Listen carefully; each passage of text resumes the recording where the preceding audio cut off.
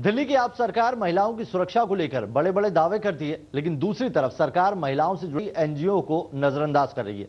दिल्ली सरकार और महिला आयोग की तरफ से संचालित करीब आधा दर्जन एनजीओ को पिछले 8 महीने से अलग अलग योजनाओं के लिए भुगतान नहीं किया गया, जिसकी वजह से इन योजनाओं पर खासा असर पड़ा है। दिल्ली में महिला सुरक्षा को लेकर केजरीवाल सरकार भले ही लाख कवायद कर रही हो, लेकिन फंड भुगतान नहीं होने से महिलाओं की सुरक्षा को सुनिश्चित करने वाले एनजीओ की माली हालत इन दिन खराब होती जा रही है।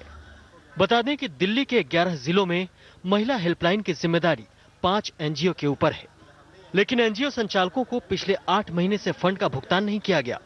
ऐसे में एनजीओ संचालकों को योजना को लागू करने में परेशानियों का सामना करना पड़ रहा है। पैसे ना मिलने की वजह से काम में थोड़ी सी स्पीड में थोड़ी कमी आती है और यदि इफेक्टिवली काम हमें करना है तो पेमेंट से रिलीज करना चाहिए, क्योंकि ऑर्गेनाइजेशंस बहुत ज़्यादा स्ट्रांग नहीं होते हैं, क्योंकि वो पैसा जो आता है उसको यूटिलाइज करते हैं, काम पे यूटिलाइज करते हैं। तो कोशिश ये रहे कि पैसा जल्दी से ट्रांसफर हो तो टाइमली और अच्छा रिजल्ट आ सकता है। महिलाओं के लिए काम करने वाले एनजीओ की माली हालत खराब होने के पीछे दिल्ली की राजनीति भी जिम्मेदार है। दरअसल पिछले कुछ महीनों से महिला आयोग, दिल्ली सरकार और एलजी के बीच जिस तरह की रस्साकशी चल रही है, इसका सीधा महिलाओं की सुरक्षा के लिए काम करने वाले एनजीओ पर भी पड़ा है। एनजीओज का सोचने वाला शायद कोई नहीं है। ये भुगतान 6 महीने में, 8 महीने में इस प्रकार से होता है और मुझे तो बरखा सिंह से भी शिकायत है और दिसंबर से तो एक भी पैसा सीआईसी के मद में नहीं आया है। और अब देखिए 6 महीने से आम आदमी पार्टी की सरकार है और तभी से दोनों के बीच में रस्साकशी चल रही है, किसी का भुगतान की तरफ ध्यान नहीं गया। उधर दिल्ली महिला आयोग की अध्यक्ष स्वाति मालीवाल एनजीओ की इस समस्या से अनभिज्ञता जता रही हैं। मालीवाल का कहना है कि उन्हें इस बारे में कोई जानकारी नहीं, लेकिन जल्द ही इन सारे मामलों का वो निपटारा करेंगी। देखिए, अभी तक मुझे इस बारे में पता भी नहीं है, आपने मुझे बताया।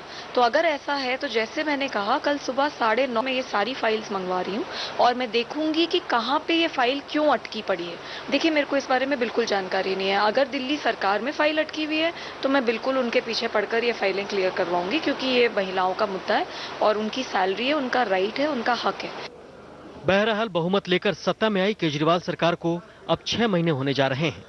ऐसे में सरकार की छत्र छाया में चल रहे एनजीओ जिस तरह नजरअंदाज किया जा रहा है, वो सरकार और दिल्ली महिला आयोग के रवैये पर सवाल खड़े करता है। पिछले कई महीनों से केजरीवाल सरकार और दिल्ली महिला आयोग झगड़े में उलझे हुए हैं, जिसका सीधा असर उन महिलाओं के लिए चल रहे एनजीओ पर हुआ जिनकी तरफ बिल्कुल भी ध्यान नहीं दिया गया।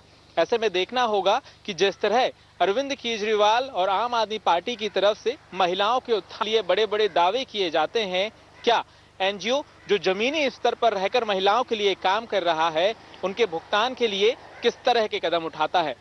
कैमरा पर्सन सतविंदर पाल सिंह के साथ पंकज जैन, दिल्ली, आज तक।